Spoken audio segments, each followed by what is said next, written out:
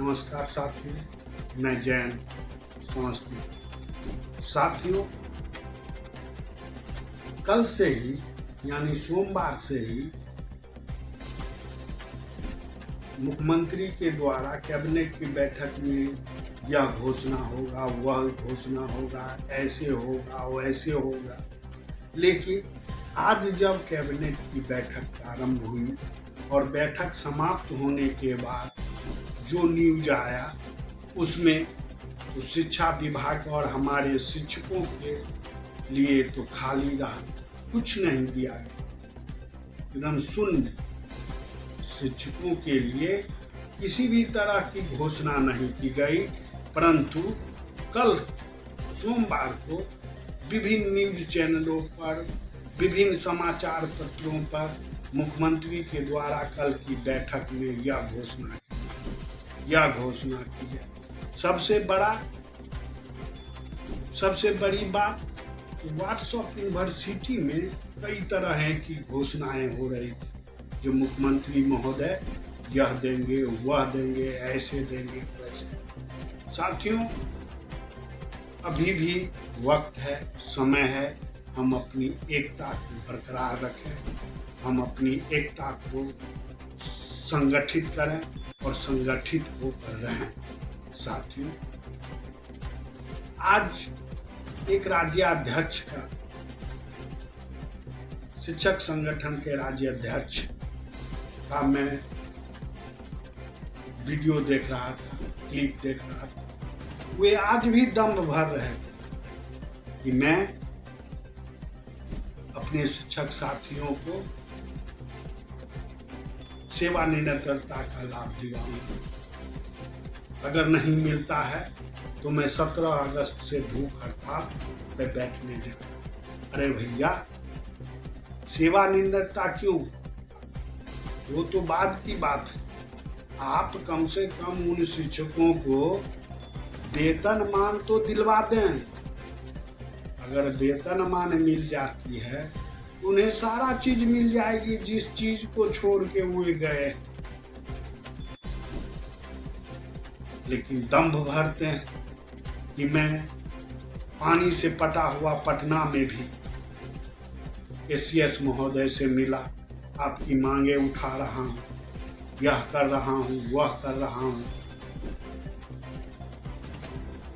ऐसे नेताओं से शिक्षक का भला कभी नहीं हो सकता, न हुआ है न होने वाला है। साथियों, परंतु हमारे विद्वान एसीएस महोदय डॉक्टर एस सिद्धार्थ महोदय ने आज स्थानांतरण संबंधी एक पत्र निकाला है और उस स्थानांतरण संबंधी पत्र में कई बिंदुओं पर उन्होंने चर्चा की है। अंतर जिला, अपने जिला, अदर जिला, इन सारे जिलाओं में जो दूसरे जिला में शिक्षक जाने चाहते हैं या अपने ही जिला में शिक्षक जाने चाहते हैं, उन सबों को कमेटी के द्वारा, कमेटी जिला पदाधिकारी की अध्यक्षता में कमेटी बना करके अंतर स्थानांतरण की कार्य प्रारंभ की जाएगी। और उसका भी एक डेडलाइन दे दिए हैं एसीएस महोदय ने, जो 1/9/25 से 10/9/25 तक स्थानांतरण की प्रक्रिया को समाप्त कर देना है। ये हमारे बीपीएससी बंधुओं के लिए यह एक बड़ी खुशखबरी है। साथियों, मित्रों, बड़ा आश्चर्य की लगता है उस समय जो शिक्षा विभाग में कोई समरूपता नाम की चीज ही नहीं। जो जैसे पदाधिकारी हैं उनके मन में जो आया वो उस तरह का पत्र निर्गत कर देते हैं। मैं व्हाट्सएप यूनिवर्सिटी के ही द्वारा वो पत्र देखा हूँ। पूर्वी चंपारण चिरैया के प्रखंड शिक्षा पदाधिकारी महोदय के पत्र संख्या 509 और 2/8/25 के डेट में उन्होंने प्रधानाध्यापक और प्रधान शिक्षक के प्रभार संबंधी जो आदेश निर्गत किया, जो 31/7/25 के बाद जो भी पूर्व के प्रधानाध्यापक, प्रभारी या प्रधानाध्यापक वर्तमान प्रधानाध्यापक या प्रधान शिक्षक को प्रभार देते हैं तो वो अवैध माना जाएगा। ये एक जगह एक जिला के प्रखंड शिक्षा पदाधिकारी महोदय। दूसरे, आज के डेट में पटना जिला के जिला शिक्षा पदाधिकारियों के द्वारा यह निर्देश निर्गत हुआ है कि यथाशीघ्र, उन्होंने कोई डेडलाइन निर्धारित नहीं किया, उन्होंने ये आदेश दिया है कि अब कतके से पता चलता है, परिवारवाद के द्वारा पता चलता है, कतके शिक्षकों के द्वारा पता चलता है कि प्रभार संबंधी आदान प्रदान नहीं हुआ। तो उन्होंने एक पत्र आज के डेट में 5/8/2025 के डेट में जिला शिक्षा पदाधिकारी महोदय ने यह आदेश निर्गत किया है कि यथाशीघ्र प्रभार का आदान प्रदान किया जाए। साथियों, ये क्या है? इससे कम कोई गाइडलाइन तो होना चाहिए विभाग का, एक डेट होना चाहिए कि कहीं के पदाधिकारी कुछ लिख देते हैं, कहीं के पदाधिकारी कुछ लिख देते हैं। जैसे अभी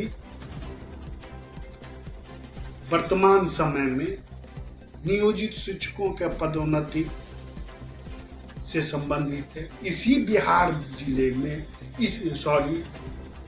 इसी बिहार राज्य में कई जिलों में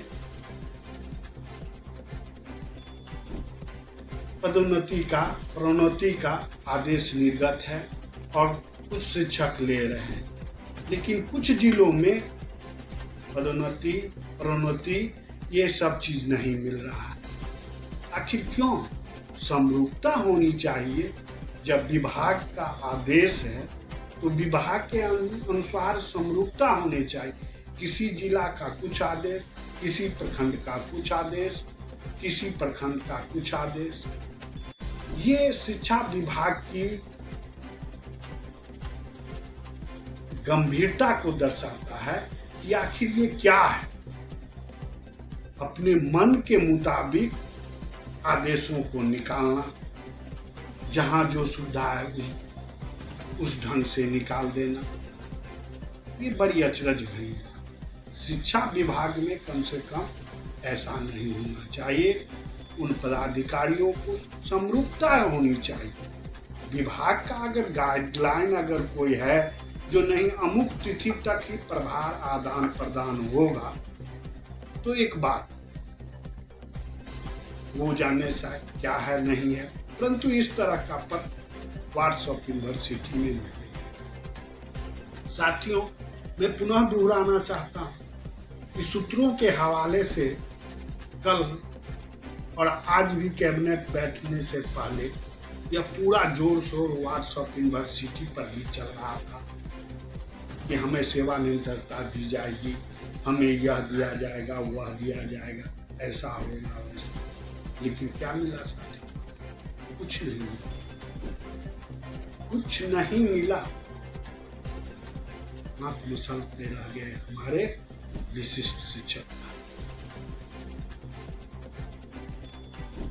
आत्मसल पे रह गए विशिष्ट शिक्षक भाई। अब उन लोगों की निगाह शायद अगले बैठक की हो या 15 अगस्त